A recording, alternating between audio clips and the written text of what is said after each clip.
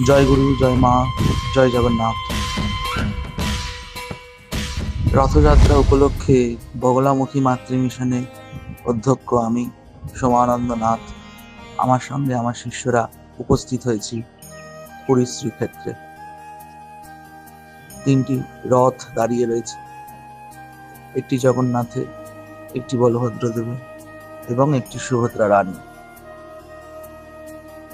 রথযাত্রা পতিত পাবন শ্রীনারায়ণের সচল উৎসব, অর্থাৎ জগৎ সংসারে উনি একমাত্র সচল বিগ্রহ, যিনি ভক্তের ডাকে মন্দির থেকে বাইরে বেরিয়ে আসেন। মহাপ্রভুর এতটাই কৃপা যে সেই কৃপা থেকে যাতে কোনো ভক্তরা বঞ্চিত না হয়, সেই উদ্দেশ্য নিয়েই প্রভু বেরিয়ে আসেন রথে। নারায়ণের 12 মাসে 12টি যাত্রা, তার মধ্যে 2টি সচল যাত্রা। একটি শ্রীক্ষেত্রের স্নান যাত্রা, স্নান পূর্ণিমা তিথি, আরেকটি হলো রথযাত্রা আষাঢ় মাসে। তো আমরা এই মুহূর্তে রথযাত্রা মহোৎসবে রয়েছি। আমরা সকালবেলা জগন্নাথ দেবের নবযৌবন দর্শন করেছি, অর্থাৎ নবরূপে প্রভু আমাদের সামনে দর্শন দিয়েছেন।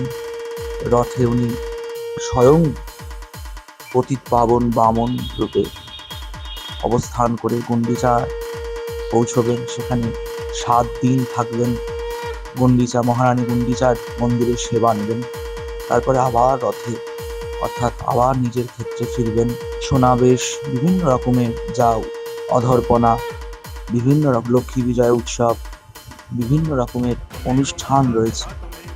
তো এই শ্রীক্ষেত্রের এই পুণ্যতিথিতে, এই মাহাত্ম্যপূর্ণ লীলায় সাক্ষী থাকতে আমি বগলামুখী মাতৃ মিশনের অধ্যক্ষ সহ আমার শিষ্য ভক্তরা আমরা প্রভুর ক্ষেত্রে উপস্থিত হয়েছি।